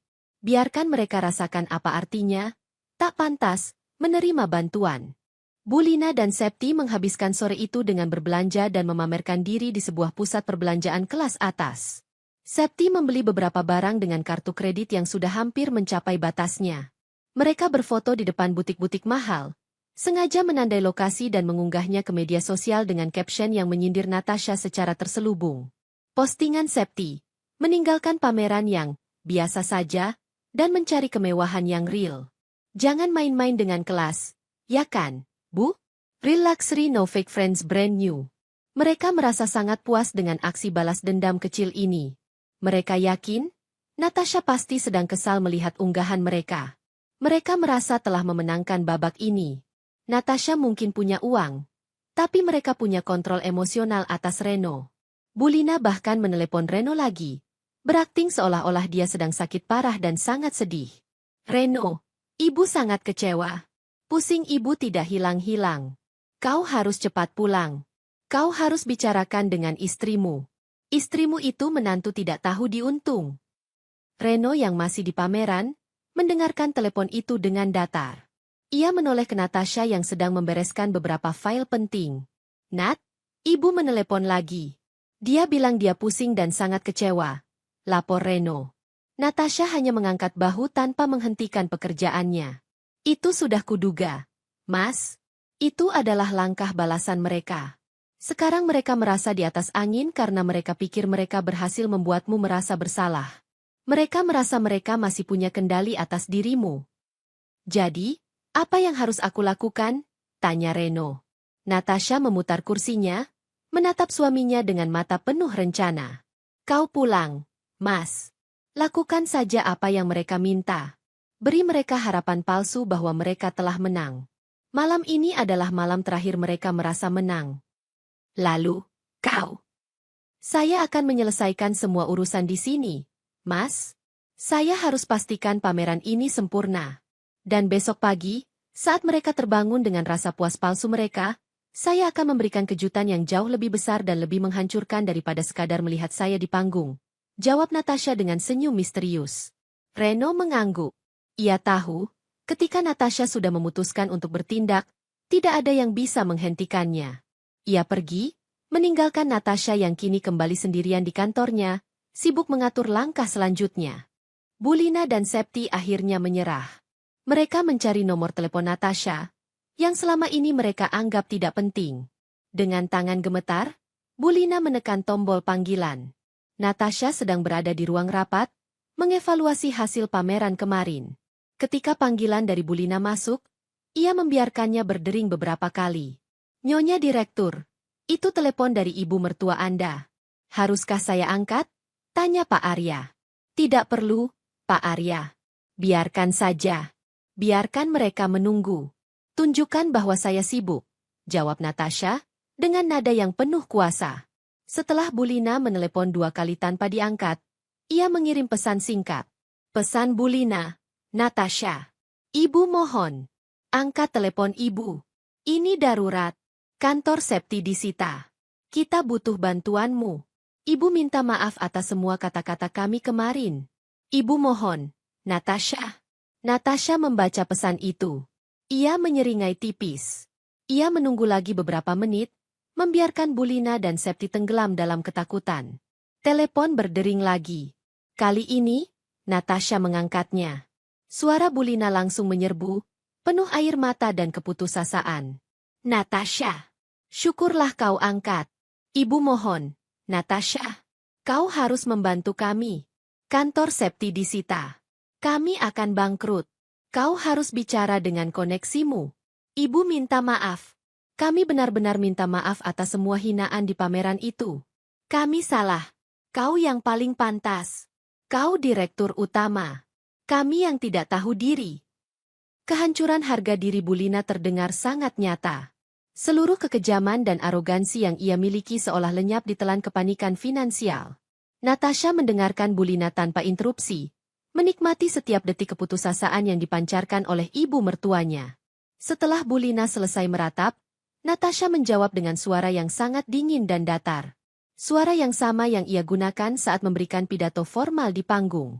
Maaf, Bulina, kata Natasha. Terdengar jeda panjang yang menegangkan. Bulina dan Septi menahan napas, berharap Natasha akan memberikan belas kasihan. Maaf, saya sibuk. Saya sedang ada rapat penting dengan para stakeholder saya. Saya tidak punya waktu untuk mengurus masalah hukum dan finansial yang Anda dan Septi ciptakan sendiri. Anda bilang saya tidak pantas? Baiklah, saya tidak akan ikut campur. Silakan nikmati konsekuensinya. Natasha segera menutup telepon. Bulina dan Septi, di ujung sana, hanya bisa mendengar bunyi sambungan terputus. Mereka benar-benar ditinggalkan. Penghinaan Natasha kini berbalik menjadi penolakan mutlak. Bulina menjatuhkan telepon genggam Septi ke lantai. Bunyi plak yang ditimbulkan terdengar memilukan di tengah kantor kecil yang kini dipenuhi oleh pria-pria berjas dari tim penyitaan. Mereka berdua berdiri kaku. Seluruh rencana mereka hancur dalam sekejap mata, hanya karena satu kalimat dingin dari Natasha. Maaf, saya sibuk. Dia menutup teleponku. Bisik Bulina. Suaranya dipenuhi rasa tidak percaya.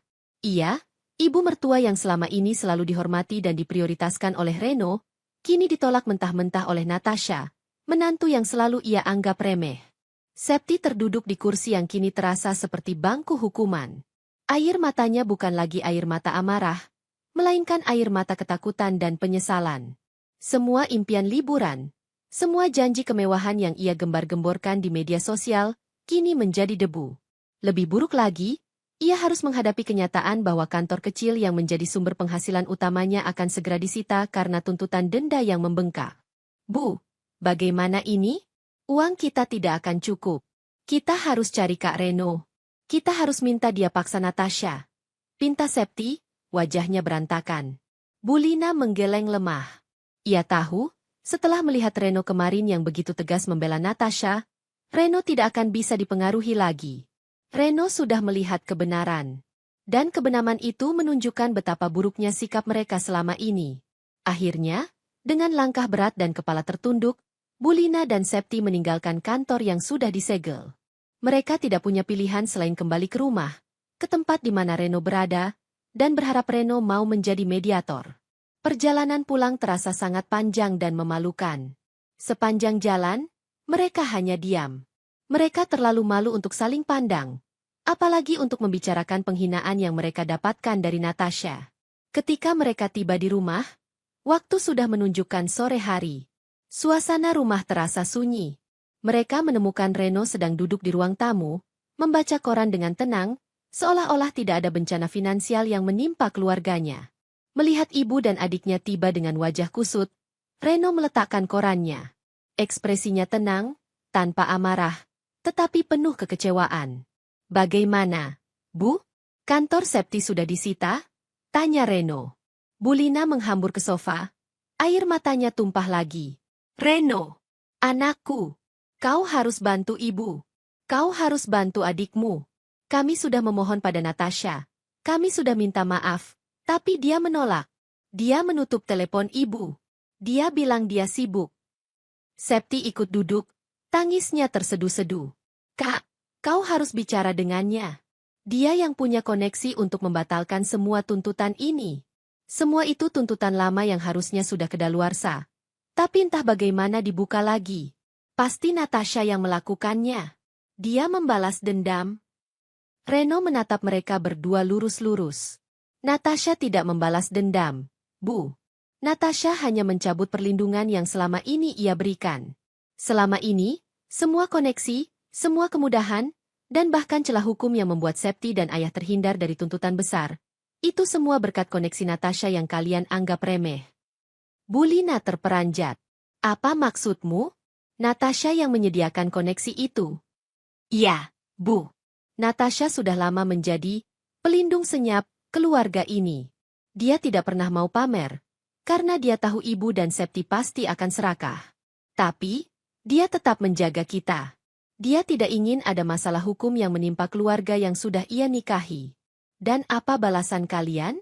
Kalian menghinanya, kalian menertawakannya, dan kalian menganggapnya tidak pantas. Kata Reno, nadanya meninggi. Bulina dan Septi terdiam. Mereka kini sadar, kehancuran yang mereka alami bukan disebabkan oleh kemarahan Natasha, melainkan karena mereka sendiri yang menghancurkan satu-satunya pelindung mereka. Mereka telah mengusir malaikat pelindung itu dengan kata-kata kasar. Reno, tolong. Kami tidak tahu. Kami minta maaf. Kami akan berlutut di depan Natasha. Kami akan melakukan apapun yang ia minta. Pinta Bulina, kini memegang kaki Reno.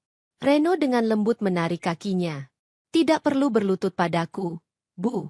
Kalian harus bicara langsung dengannya. Natasha ada di rumah. Dia baru pulang beberapa jam yang lalu. Mendengar Natasha ada di rumah, Bulina dan Septi segera bangkit. Mereka bergegas menuju kamar utama. Mereka menemukan Natasha sedang duduk di balkon kamar, menikmati secangkir teh hangat, dengan pemandangan sore hari. Ia masih mengenakan pakaian yang sama saat ia menjadi direktur utama di pameran. Aura wibawa dan kekuasaan itu masih melekat kuat padanya, membuat Bulina dan Septi yang kini berdiri di ambang pintu, merasa kecil dan tidak berarti. Bulina, tanpa basa-basi, langsung menghampiri Natasha dan berlutut di lantai. Natasha, Ibu mohon, ampuni kami, Nak. Kami salah. Kami yang bodoh. Kami yang tidak tahu diri. Tangis Bulina, air matanya membasahi lantai keramik. Ibu tidak tahu kalau kau seberhasil ini. Ibu tidak tahu kau punya kekuasaan sebesar ini. Ibu minta maaf atas semua hinaan Septi, atas tawa ibu, atas semua kata-kata, tidak pantas, itu. Kami yang tidak pantas. Septi juga ikut berlutut di samping ibunya. Wajahnya pucat pasi dan penuh ketakutan. Kak Natasha, tolonglah. Aku mohon. Batalkan semua tuntutan itu. Aku akan jual semua tas tiruanku. Aku tidak akan lagi menyindir kakak. Aku janji. Natasha tidak bergerak. Ia membiarkan mereka berlutut di depannya, menatap pemandangan sore hari yang damai, seolah-olah pemandangan kehancuran dua orang di depannya itu adalah hal yang biasa. Setelah beberapa saat yang terasa seperti selamanya, Natasha akhirnya membalikkan badan, menatap Bulina dan Septi yang kini berada di posisi yang sangat rendah. Kalian tidak perlu berlutut. Bangunlah, kata Natasha. Suaranya lembut, tetapi tidak ada kehangatan sama sekali. Bulina dan Septi segera berdiri, penuh harap. Saya sudah mendengarkan permintaan maaf kalian, kata Natasha. Tetapi, perlu kalian ketahui, rasa malu yang saya rasakan di pameran kemarin itu jauh lebih besar daripada rasa panik finansial yang kalian rasakan sekarang. Kami tahu, Natasha. Kami bersalah. Kami siap melakukan apapun agar kau memaafkan kami, ujar Bulina. Natasha menghela napas. Baiklah. Saya tidak akan memperpanjang drama ini. Ada dua hal yang harus kalian lakukan. Pertama, segera posting permintaan maaf publik di media sosial Septi. Secara spesifik sebutkan bahwa semua yang terjadi adalah kesalahan dan kesombongan kalian, bukan salah orang lain. Jelaskan bahwa kalian telah menghina seseorang yang jauh lebih sukses dan berkuasa. Saya ingin semua kenalan kalian tahu kebenarannya. Septi langsung mengangguk. Siap, Kak. Aku akan post sekarang juga. Kedua, lanjut Natasha, matanya menatap tajam ke arah Bulina. Saya akan membantu menyelesaikan masalah hukum dan denda Septi, tetapi dengan satu syarat mutlak. Bulina dan Septi menahan napas, menantikan hukuman yang akan diberikan Natasha. Semua aset, termasuk rumah yang kalian tempati sekarang, akan berada di bawah perjanjian hukum yang saya susun. Kalian boleh tinggal di sini, tetapi kendali penuh atas penjualan, penyewaan, atau pinjaman, akan berada di tangan saya sebagai pemilik sah yang baru, jelas Natasha.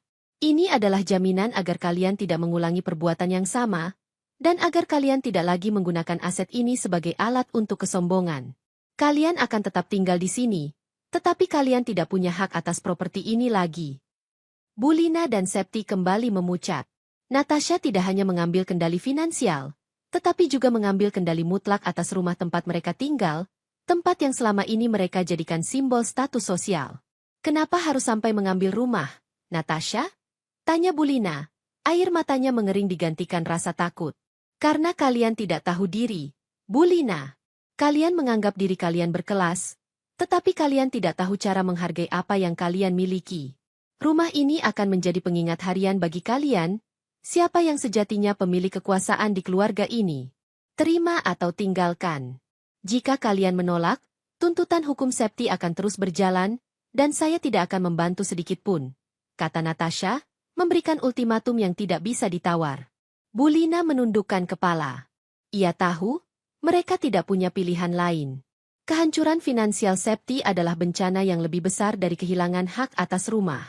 Kami terima, Natasha. Jawab Bulina pelan, suaranya penuh kekalahan. Natasha tersenyum lega, bukan senyum kemenangan, tetapi senyum kelegaan karena drama ini akan segera berakhir. Ia telah mendapatkan kembali martabatnya dan mengamankan masa depan Reno dari keserakahan keluarganya. Setelah Bulina menyatakan persetujuannya dengan syarat mutlak Natasha, suasana di balkon menjadi hening. Kekalahan Bulina dan Septi sudah final. Natasha memanggil Reno untuk masuk. Reno telah mendengar seluruh percakapan dan ultimatum yang diberikan istrinya. Ia mendatangi Bulina dan Septi, bukan dengan kemarahan, tetapi dengan tatapan sedih. Baik, Bu. Septi. Kalian sudah setuju. Sekarang, penuhi syarat pertama. Natasha ingin kalian membuat pengakuan publik sekarang juga, kata Reno, memberikan ponsel Septi kepada adiknya. Septi menerima ponselnya. Tangannya gemetar. Memposting permintaan maaf publik, mengakui semua kebohongan dan kesombongan, adalah puncak dari rasa malu. Selama ini, hidupnya dibangun di atas citra palsu kekayaan dan kelas sosial yang tinggi. Pengakuan ini akan meruntuhkan seluruh image yang telah ia bangun. Kak, aku harus menulis apa? Tanya Septi, suaranya sangat lirih. Natasha mendiktekan setiap kalimat dengan tenang dan tanpa emosi. Natasha tidak ingin pengakuan yang bersifat umum, ia ingin pengakuan yang sangat spesifik, menyebutkan detail penghinaan di pameran tas branded itu. Septi mulai mengetik. Natasha memastikan Bulina berdiri di samping Septi, membaca setiap kata yang ditulis Septi di layar ponsel. Bulina harus ikut bertanggung jawab atas setiap kata yang akan dipublikasikan. Isi postingan itu menyentuh setiap titik kelemahan mereka. Septi harus mengakui bahwa ia dan Bulina telah merendahkan Natasha, menantu yang ternyata adalah direktur utama regional dari perusahaan pameran. Ia harus mengakui bahwa ancaman finansial yang mereka hadapi adalah konsekuensi langsung dari pencabutan koneksi oleh Natasha. Dan ia harus mengakui bahwa tas-tas yang ia pamerkan selama ini adalah tiruan atau dibeli dengan utang. Septi meneteskan air mata saat membaca kembali draft postingan itu. "Kak, ini akan menghancurkan reputasiku. Kak," bisiknya. "Reputasi yang palsu, Septi. Lebih baik hancur sekarang, daripada kau terus membangun hidup di atas kebohongan. Pilih mana, reputasi palsumu hancur, atau masa depan finansialmu hancur selamanya?" Tanya Natasha, nadanya penuh otoritas. Bulina meraih tangan Septi. "Sudah. Nak, lakukan saja. Ini adalah harga yang harus kita bayar atas arogansi kita." Dengan tangan yang masih gemetar, Septi menekan tombol unggah. Beberapa detik setelah pengakuan itu dipublikasikan, ponsel Septi langsung dibanjiri notifikasi. Komentar, reaksi, dan share datang bertubi-tubi. Teman-teman sosialitas Septi, kerabat jauh Bulina, dan bahkan orang-orang yang melihat mereka di pameran kemarin, mulai bereaksi. Reaksi pertama adalah kaget, kemudian berubah menjadi penghinaan dan cemoohan. Orang-orang yang selama ini Septi banggakan sebagai teman, kini berbalik mencibir. Semua citra glamour yang ia ciptakan runtuh dalam sekejap. Komentar-komentar pedas membanjiri laman Septi. Komentar 1. "Jadi selama ini tasmu palsu? Haha. Aku sudah curiga kenapa kau selalu berfoto di luar butik." Komentar 2. "Kasihan sekali Bulina dan Septi. Berani menghina menantu sendiri yang ternyata jauh lebih sukses. Ini baru namanya karma instan." Komentar 3. "Menantu tidak pantas? Natasha adalah direktur utama. Kalian hanya pecundang yang numpang hidup." Bulina dan Septi melihat ponsel itu. Mereka tidak sanggup membaca lebih banyak lagi. Seluruh dunia mereka, yang dibangun di atas kebohongan, kini menertawakan kehancuran mereka. "Sudah, Bu. Septi. Cukup," kata Reno, mengambil ponsel itu. "Kalian sudah memenuhi syarat pertama. Sekarang, syarat kedua," kata Natasha, berdiri dan berjalan menuju meja kerjanya. Di atas meja itu sudah terhampar berkas-berkas hukum yang tebal. Natasha menyerahkan map kepada Bulina. "Ini adalah surat pengakuan kepemilikan. Dengan menandatangani ini, hak penuh atas aset properti ini, termasuk rumah ini, akan berpindah ke tangan saya. Saya akan melunasi semua pinjaman lama atas nama kalian, menyelesaikan denda Septi, dan memastikan kalian tetap bisa tinggal di sini, tetapi tanpa hak untuk menjual, meminjam, atau mengurus aset ini. Rumah ini adalah milik saya, Bulina."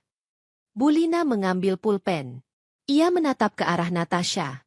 Ia ingat, 30 menit setelah penghinaan di pameran, Natasha muncul sebagai direktur utama. Kini, beberapa jam setelahnya, Natasha menjadi pemilik sah dari rumahnya. Kekuasaan Natasha benar-benar tak terbantahkan. Dengan air mata penyesalan yang tulus, Bulina menandatangani setiap berkas yang disodorkan Natasha. Septi juga harus menandatangani beberapa berkas yang memastikan semua utang dan pinjamannya akan diselesaikan, tetapi dengan syarat ia harus bekerja di bawah pengawasan ketat Natasha selama beberapa tahun ke depan. Setelah semua berkas ditandatangani dan disaksikan oleh Reno, Natasha mengambil kembali dokumen itu dan memasukkannya ke dalam brankas digital. "Terima kasih atas kerjasamanya," kata Natasha, formal dan tenang. "Mulai sekarang, kalian tetap bisa tinggal di rumah ini. Kalian tidak akan kehilangan tempat tinggal. Tetapi, kalian harus menghormati aturan baru yang akan saya buat. Tidak ada lagi sindiran, tidak ada lagi penghinaan, dan yang terpenting, tidak ada lagi arogansi yang kalian bawa ke dalam rumah ini." Natasha menoleh ke arah Reno. "Mas, semua sudah selesai. Semua masalah hukum dan finansial mereka akan diselesaikan besok. Kita sudah aman." Reno berjalan ke arah Natasha. Ia bangga dengan ketegasan istrinya. Ia tahu Natasha tidak jahat. Natasha hanya melindungi dirinya dan pernikahannya dari keserakahan yang merusak. Bulina dan Septi kini hanya bisa terdiam. Mereka melihat bagaimana Natasha dan Reno, pasangan yang selama ini mereka remehkan, kini menjadi pemegang kendali mutlak atas hidup mereka. Mereka telah kehilangan kebebasan finansial dan harga diri mereka di hadapan publik, semua demi tas branded palsu dan tawa sinis. Malam itu, Bulina dan Septi tidur dengan perasaan yang sangat berbeda. Rasa malu, penyesalan, dan ketakutan menyelimuti mereka. Mereka menyadari betapa berharganya sosok Natasha yang selama ini mereka pandang sebelah mata. Bulina hanya bisa bergumam lirih di kamarnya. Aku yang tidak pantas? Aku yang tidak pantas memiliki menantu sepertimu, Natasha. Di kamar sebelah, Natasha dan Reno saling berpelukan. Sandiwara kesederhanaan telah berakhir. Natasha telah membayar mahal untuk ketenangan hidupnya, tetapi ia telah mendapatkan hasil yang setimpal. Keadilan, martabat, dan kebebasan dari drama keluarga yang melelahkan. Matahari pagi menyinari kediaman keluarga itu, tetapi nuansa di dalam rumah terasa sangat berbeda. Ketegangan pahit dari hari-hari sebelumnya telah digantikan oleh ketenangan yang dingin. Bulina dan Septi bergerak dengan hati-hati, tidak lagi berteriak atau tertawa nyaring seperti biasa. Mereka menyadari status mereka telah berubah total. Mereka bukan lagi pemilik, melainkan penghuni yang harus menaati aturan. Natasha turun dari kamarnya, mengenakan pakaian kerja kasual yang elegan, siap untuk memulai hari kerjanya sebagai direktur utama. Ia disambut oleh Reno yang sudah menyiapkan sarapan sederhana. Bulina dan Septi sudah ada di meja makan, tetapi mereka diam. Septi bahkan tidak lagi memegang ponselnya, karena ia tahu unggahan permintaan maaf publiknya telah membuatnya menjadi bahan cemoohan, dan ia harus bekerja keras untuk mendapatkan kembali kepercayaan, dan yang paling penting, kendali Natasha atas keuangannya. Ketika Natasha duduk, Bulina segera menyajikan teh hangat untuknya. Gerakan itu dilakukan tanpa perintah, murni inisiatif dari rasa hormat dan ketakutan yang baru. Selamat pagi, Natasha. Sapa Bulina pelan. Pagi, Bulina, jawab Natasha. Nadanya sopan tetapi berjarak. Reno tersenyum melihat interaksi yang canggung namun damai ini. Ini adalah ketenangan yang ia dambakan sejak lama. Natasha membuka map di samping piringnya. Di dalamnya terdapat kopi surat perjanjian yang baru ditandatangani. Ada beberapa hal yang harus kita bahas pagi ini. Bulina, Septi. Ini adalah aturan main yang mutlak berlaku mulai hari ini. Bulina dan Septi menatap berkas itu dengan waspada. Pertama, terkait masalah Septi. Masalah hukumnya sudah saya selesaikan. Semua denda sudah dilunasi dan tuntutan sudah dicabut. Namun, Septi harus mulai bekerja di bawah divisi marketing perusahaan saya, bukan sebagai direktur, tetapi sebagai staf entry level. Gajinya akan saya transfer ke rekening baru yang berada di bawah pengawasan finansial saya, sampai saya yakin Septi sudah benar-benar bertanggung jawab atas uangnya sendiri. Septi akan memulai dari bawah, tanpa koneksi, tanpa kemewahan, dan tanpa kebohongan, jelas Natasha. Septi mengangguk cepat. Aku setuju, Kak. Aku akan bekerja keras. Ia tahu, ini adalah satu-satunya jalan keluar dari jurang kebangkrutan. Kedua, Bulina. Selama ibu tinggal di rumah ini, ibu bebas melakukan apapun. Tetapi, semua pembelian dengan nominal di atas 1 juta rupiah harus atas persetujuan Reno. Kartu kredit keluarga yang ibu pegang akan saya cabut. Semua biaya bulanan rumah ini akan ditanggung penuh oleh saya, tetapi ibu harus berjanji untuk tidak lagi terlibat dalam gosip, arisan, atau kegiatan sosial yang bertujuan untuk pamer atau merendahkan orang lain. Lanjut Natasha, suaranya tetap tenang dan berwibawa. Bulina menunduk. Baik, Natasha. Ibu mengerti. Ibu tidak akan mengulanginya. Ia sadar, kehidupan sosialnya yang berfokus pada kemewahan palsu telah berakhir. Dan yang terakhir, ini yang terpenting.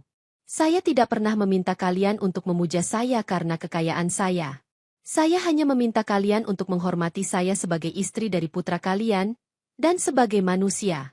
Jika di masa depan, ada satu saja kata-kata penghinaan yang ditujukan kepada saya, baik secara langsung maupun terselubung, Reno dan saya akan mempertimbangkan untuk mengambil langkah hukum, dan hak kalian untuk tinggal di rumah ini akan dicabut seketika. Saya harap ini jelas, tutup Natasha.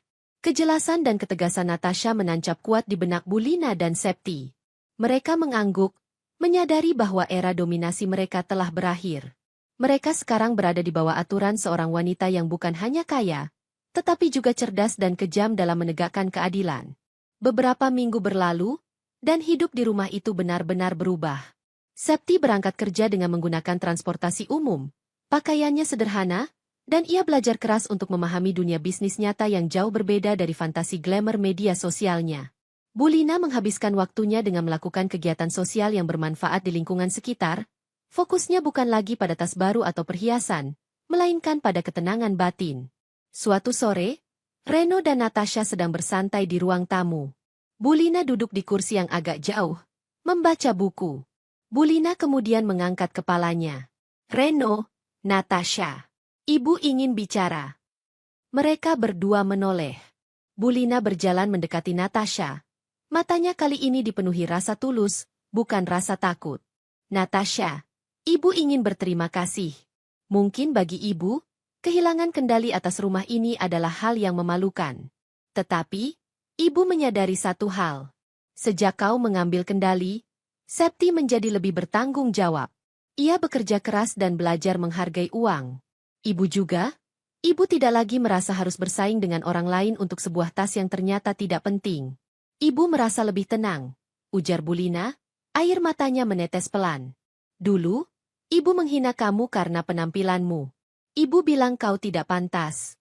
Sekarang ibu tahu, kau adalah permata yang paling pantas di keluarga ini. Ibu minta maaf yang tulus, Natasha, kata Bulina, suaranya bergetar. Natasha memandang ibu mertuanya. Ia melihat penyesalan yang nyata, bukan kepura-puraan. Ia mengulurkan tangan dan menggenggam tangan Bulina. Terima kasih, Bulina. Saya menghargai ketulusan ibu. Saya melakukan ini bukan untuk menghukum, tetapi untuk membangun kembali fondasi keluarga yang sehat. Saya ingin Reno hidup damai. Dan saya ingin kalian berdua bahagia dengan cara yang benar, bukan dengan kebohongan, jawab Natasha. Reno tersenyum, ia bangkit dan merangkul kedua wanita paling penting dalam hidupnya. Drama besar itu memang menyakitkan, tetapi membawa kebenaran dan ketenangan sejati. Natasha tidak hanya memenangkan pertarungan kelas, ia memenangkan kembali suaminya, dan secara tidak langsung, memperbaiki keluarganya. Beberapa bulan kemudian, Natasha dan Reno memutuskan untuk berlibur, meninggalkan rumah itu di bawah pengawasan Bulina dan Septi. Saat berpamitan, Bulina memberikan Natasha sebuah tas anyaman tangan sederhana, hasil karya kerajinan lokal yang ia buat sendiri. Ini tidak mahal, Natasha. Tapi ini tulus. Dan ini sesuai dengan filosofi yang pernah kau ajarkan di pameranmu. Kekayaan sejati ada pada nilai yang kita berikan, bukan harga yang kita bayar, kata Bulina. Natasha tersenyum, ia mengambil tas itu dengan senang hati. Ia tahu, babak baru dalam hidupnya dan keluarga ini sudah dimulai. Sebuah babak yang dibangun di atas kejujuran, rasa hormat, dan ketenangan yang abadi. Pesan moralnya jangan pernah mengukur nilai seseorang dari apa yang ia kenakan atau miliki, karena orang yang benar-benar berkelas adalah mereka yang memilih untuk merendah di puncak kekuasaannya.